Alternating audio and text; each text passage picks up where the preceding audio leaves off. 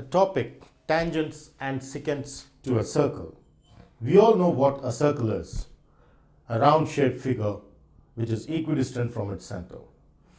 Now coming to the introduction, the word tangent has been introduced because when different structures were studied along with respect to a line, then the line was either touching or intersecting or non-intersecting, is how we conclude. But before we enter into this topic, let's come with the introduction of tangents and secants to a circle. Now to start with, the straight lines, which we already discussed in the previous session.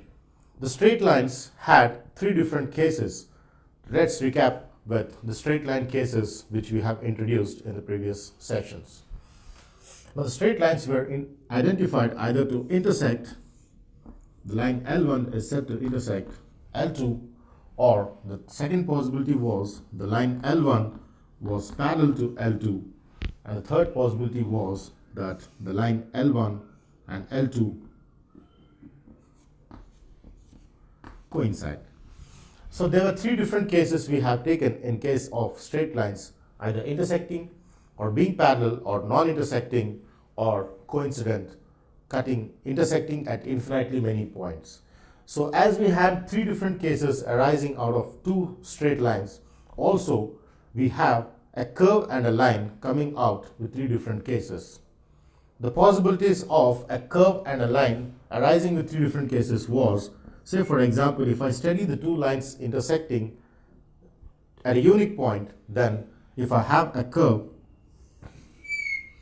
so this is the curve C, then the line is either going to be intersecting. In this case, we say a curve is intersecting the line, and in this case, we say a curve is touching the line, and in this case we say the curve and the line are non-intersecting. Is how we have three different cases which we can compare with the three different cases of straight lines. So the possibilities are that the curve and a line may intersect, may do not intersect, or may touch at one point, or touch, the curve and the line may touch. So these three different cases have risen to the topic of tangents and secants to a circle. Today we are going to study about the circle and the different possibilities of a line which cuts the circle, do not cut the circle, or touches the circle, are the three cases which we are going to study in the session of tangents and secants to a circle. So let me consider a circle and a line and see how different cases arise as seen in the previous session. So considering a line and a circle, initially to start with, the case 1 where I have a circle with a suitable radius and then I have a line which does not intersect. So this is the line L and this is the circle which I denote with this. So for a circle and a line, here the possibility is that the line does not intersect the circle. Now the second case is where I have a circle and a line which cuts the circle. So here the line cuts the circle, here the line does not cut the circle or does not pass through the circle. And the third possibility is that a line touches the circle, is how we study the three different cases. In this case, the line touches the circle. So here we have three possibilities of non-intersecting, intersecting, and touching. So usually I refer this as non-intersecting. I refer this as intersecting, of course, intersecting at 2 points. And I refer this as touching because the line touches the circle here, the line intersects the circle here, the line does not intersect the circle here. So in this case, these two are a very special case which we take into consideration because when the line and the circle do not intersect, then we mathematically we assume that the line and the circle have no relation because they do not intersect. In case of this and this, we have many mathematical properties which we are going to study as geometrical understanding of the line and the circle intersecting and touching. To come with the intersecting circles here, if suppose I have the 2 points P and Q where the circle is intersecting, then this line segment PQ is called the chord or the secant of the circle. The chord or secant of the circle is what we call the line segment PQ. So for an intersecting circle, we have the chord and or the secant for a given circle. So here PQ is called chord or secant of the given circle. So the line segment PQ is called the chord or secant of the given circle.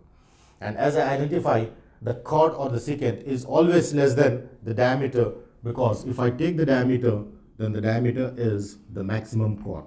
So geometrically here, I understand that the diameter is the maximum chord. The length of the diameter is the highest chord out here. So if I take a note here, diameter of circle is the maximum chord of circle. The word maximum because the diameter is that length where we have the highest segment of the circle. And if it acts as the chord, then diameter of circle will be referred as the maximum chord. So coming to the chord and secant, let's switch on to the touching circles, where if suppose I say the line touches the circle at say point P, then I call the point P as the point of contact, and the line is said to be a tangent to the circle. It's very important that when a line touches the circle at single point, then the chord is 0 because there is no secant or chord. Therefore, length of chord or secant is assumed as 0 in case of a line touching the circle, because this P and Q tend to one point is how we understand.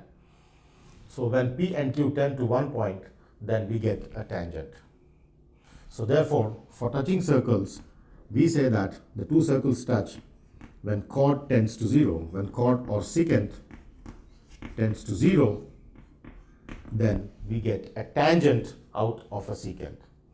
So an intersecting concept reduces to touching concept if the chord reduces to 0 or the secant reduces or tends to 0. So this two converge at the single point, and here in this case, if the chord tends to 0, line L is called tangent. The line L is called tangent, which is very important property out here. And L is called point of contact.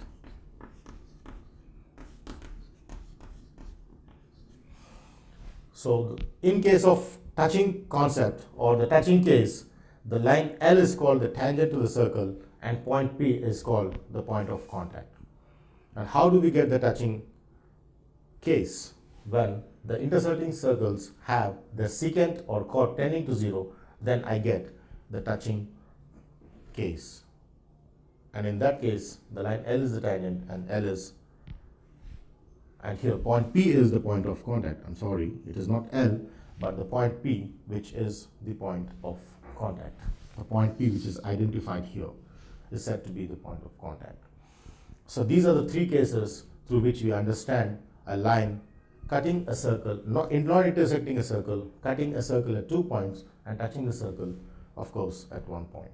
Is how we understand the three cases of a line and a circle in its geometrical concept.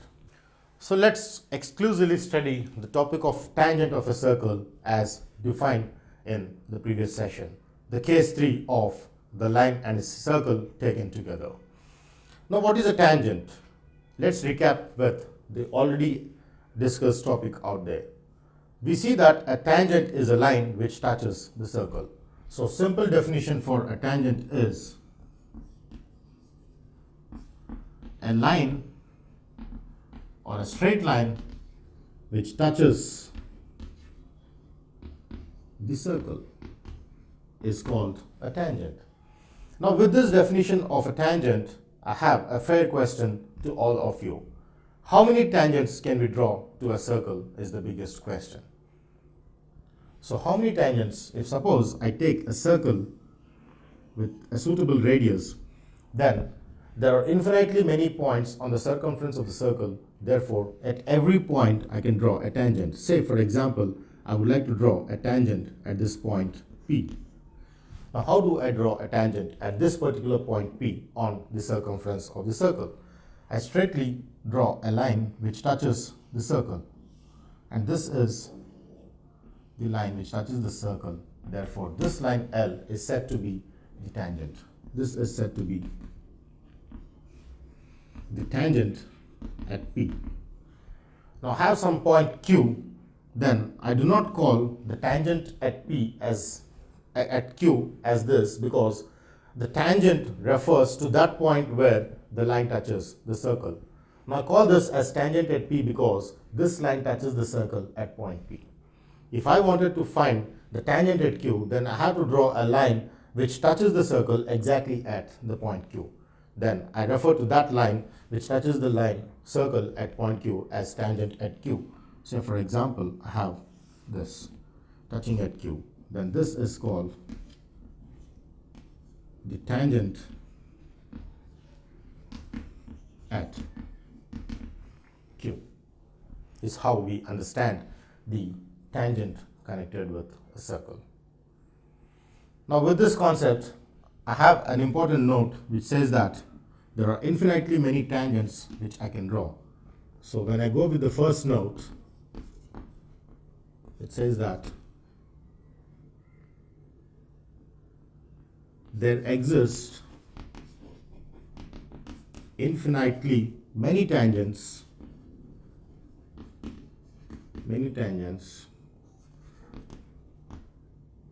at infinitely many points on the circumference of the circle or on the circle. Because there are infinitely many points on the circumference of the circle, there are infinitely many tangents you can draw, each of the point referring to the respective tangent or the line drawn at that point to the circle, touching the circle at that particular point. Secondly,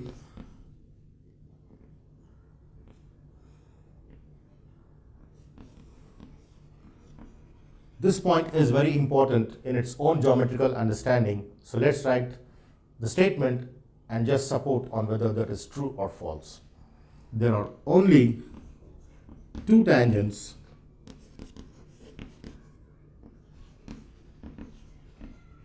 which are parallel to each other. Now, as we have discussed in the first note, there are infinitely many tangents to the circle. Now, the fixed point is that there are only two tangents which are parallel to each other. That means there exist only two tangents which are exactly parallel to each other and to the same circle. So in this case of, if I take a circle with suitable radius, then if I draw a tangent at this point, say A, then I have exactly on the opposite side of the diameter, exactly on the other end of the diameter, I have a tangent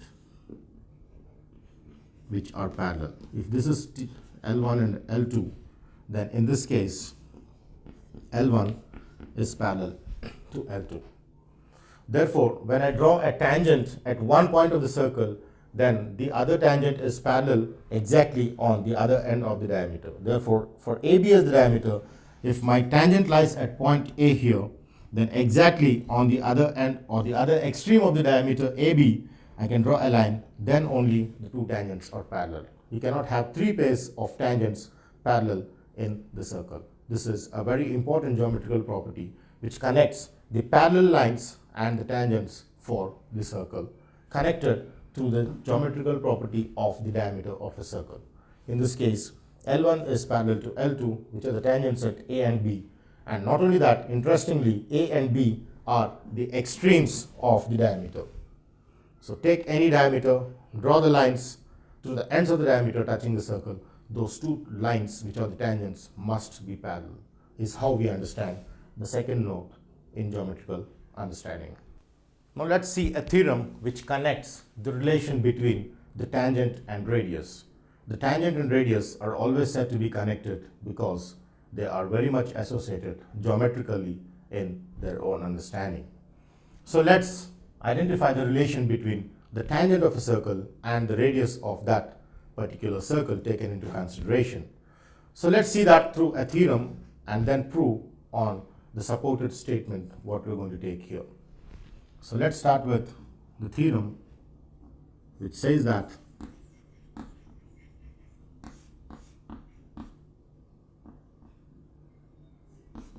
the tangent of a circle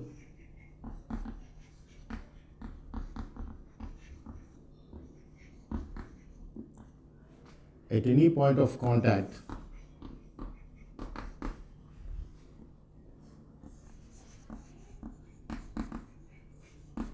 is perpendicular to the radius of the circle. This is what we are going to prove in the theorem, that the tangent is always perpendicular to the radius of the circle. So the statement to be completed with the tangent of a circle at any point of contact is perpendicular to the radius of that circle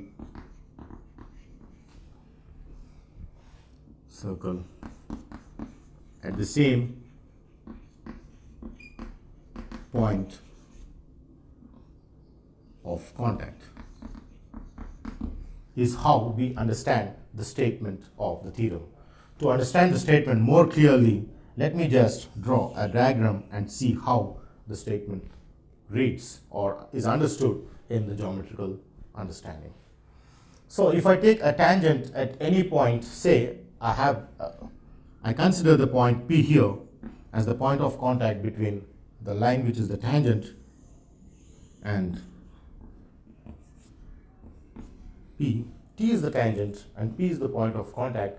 Then the theorem says that the tangent is perpendicular to the radius of that circle at the same point of contact. Now this is very important because there are different infinite radius we have on the circle, but this tangent is said to be perpendicular to that radius which passes through the point of contact. So there's only one radius which passes through point of contact. All the different radii pass through the different points on the circumference of the circle. So on these infinite points, there are infinite radii, and there's only one unique radius which passes through the point of contact. And this radius is said to be perpendicular to the tangent at that point of contact P. So we had to prove for the radius perpendicular to tangent. So let's try to prove using the various mathematical properties that radius is perpendicular to tangent. So let's start with the given part of the theorem which says that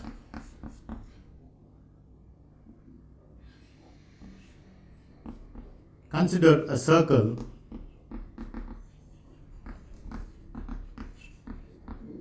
with center O.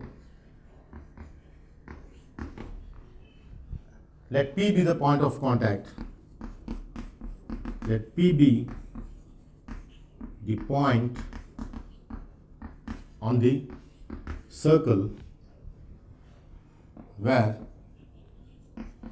xy is the tangent, is what I have considered in case of the given. Therefore, using this given concept, I have a circle where the center is O, circle with center O, and P is a point on the circle. Say this is the point P on the circle where xy is the tangent. So at that point P, xy is a tangent which comes like this. So this is how the given concept is reduced to a diagram. That implies from the given part, if I join OP, then what will OP be? That implies OP is equal to radius of the circle with center O and passing through P. Now, as we have already discussed in the given part that there's only one radius which passes through point P, I want to consider that particular radius out of the infinite radii where OP is the radius which I am going to consider here.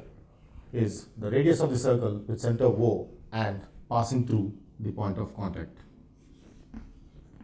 And passing through the point of contact P is how I understand the given path. Now, once the given concept is converted into the diagram, next comes on what I need to prove. So let's take the RTP, the required to prove path, which says that clearly I need to prove that the radius is perpendicular to the tangent. That is, the radius in case of that diagram being OP passing through P, and the tangent, which is xy, is what I'm going to prove in my theorem. So this is what I need to prove in its mathematical understanding. So let's see the proof of the theorem utilizing the diagram and few of the mathematical properties. So coming to the proof. Now, to start with the proof of the previous theorem, we need to understand that the proof is by contradiction. That is, I assume that the radius is not perpendicular to tangent and I prove a contradiction in mathematics. Then our assumption becomes wrong. So this kind of a proof is generally referred to as the proof by contradiction. So here the proof is by contradiction. To make a note of the proof. So let's assume that let OP be not perpendicular to the tangent xy. So remember, OP is referred as the radius and xy is referred as the tangent. Now, because I need to prove that the radius is perpendicular to tangent, my proof by contradiction says that I assume that OP is not perpendicular to xy, and then I come to the assumption which is wrong. So finally, my assumption being wrong makes the original assumption that OP must be perpendicular to xy. And such kind of proofs are called the proofs by contradiction. So to start with, I assume fairly that OP is not perpendicular to xy, where this is the radius passing through P, and this is the tangent at P. So identifying the radius and tangent, let's see how we can proceed with the proof. So because OP is not perpendicular to xy, let Q be a point on xy such that OQ is perpendicular to the tangent xy. So let me take one of the point Q which is perpendicular and prove by contradiction. Therefore, since Q is a point on xy such that OQ is this, implies clearly that if I take a point Q on xy, say I take somewhere here, because already there's a point P on the circle, then in this case, let me join OQ. Now here, I make a note that since OQ is perpendicular to xy and Q is a point on xy, that implies Q lies outside the circle but on the tangent xy. This is a very important note I need to make because geometrically I say that Q lies outside the circle to support, because if suppose Q lies inside the circle, then what happens? So for example, my Q lies inside the circle, then because Q is a point on xy, tangent is always a line which touches the circle, so Q cannot be inside. If it is inside, then the line also must be inside. where this line acts as the secant. Therefore, Q cannot be inside the circle because strictly it lies on xy, which is the tangent. If it lies inside, you get a secant. So therefore, Q lies outside the circle, since the reasoning is very important here, because since Q lies on the tangent xy,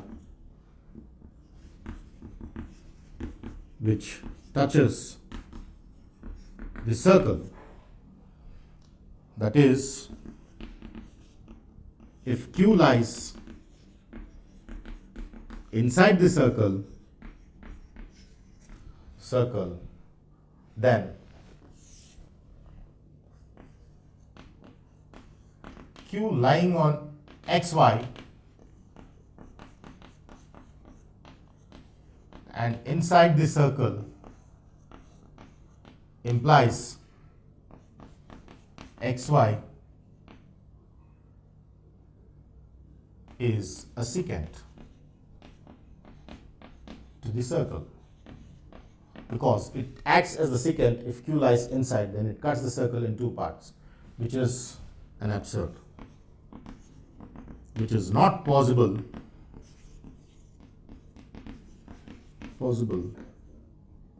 because simply xy is a tangent. It's not possible because xy is a tangent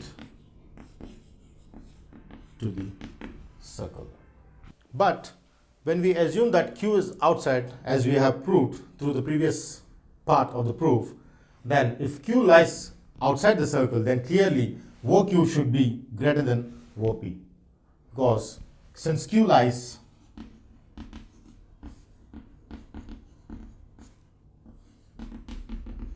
outside the circle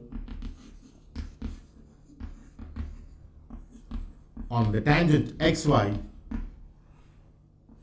therefore OQ should be clearly greater than OP.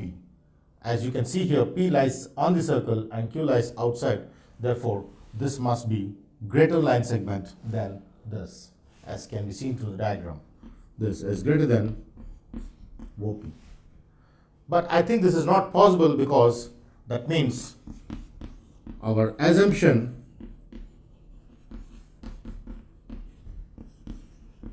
that OQ is perpendicular to xy is wrong, because if OQ is perpendicular to xy, then OQ must be the shortest distance. But here I have one more shortest distance other than this. That means our assumption that OQ perpendicular to xy is wrong, since OQ greater than OP implies OQ is not the shortest distance.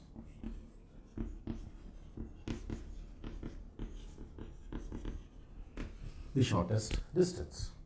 Therefore, OP must be perpendicular to xy. This is how we get the radius perpendicular to tangent. Therefore, OP must be perpendicular, because OQ is not the shortest distance. Therefore, you take any point out other than P, it lies outside, and therefore that point makes us OQ greater than OP. Therefore, OP is the shortest distance. Therefore, OP is perpendicular to xy. Since OP is the shortest distance from O to xy. So this proves that the radius is perpendicular to tangent.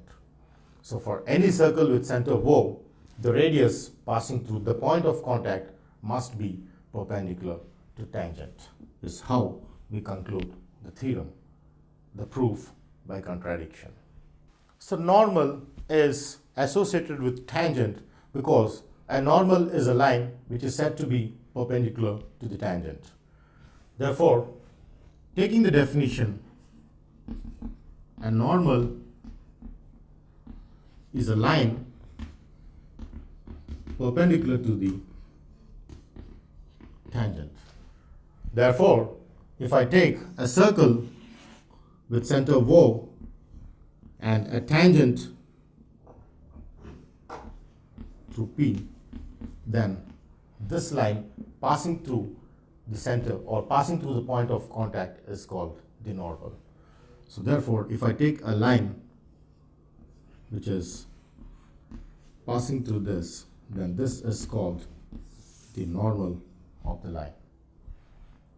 So this is referred as normal to the line. So any line which is perpendicular to tangent and passing through the point of contact is called normal. So here, this is the tangent at P to the circle, and this line passing through the point of contact and perpendicular to the tangent is called the normal. The tangent perpendicular to the normal.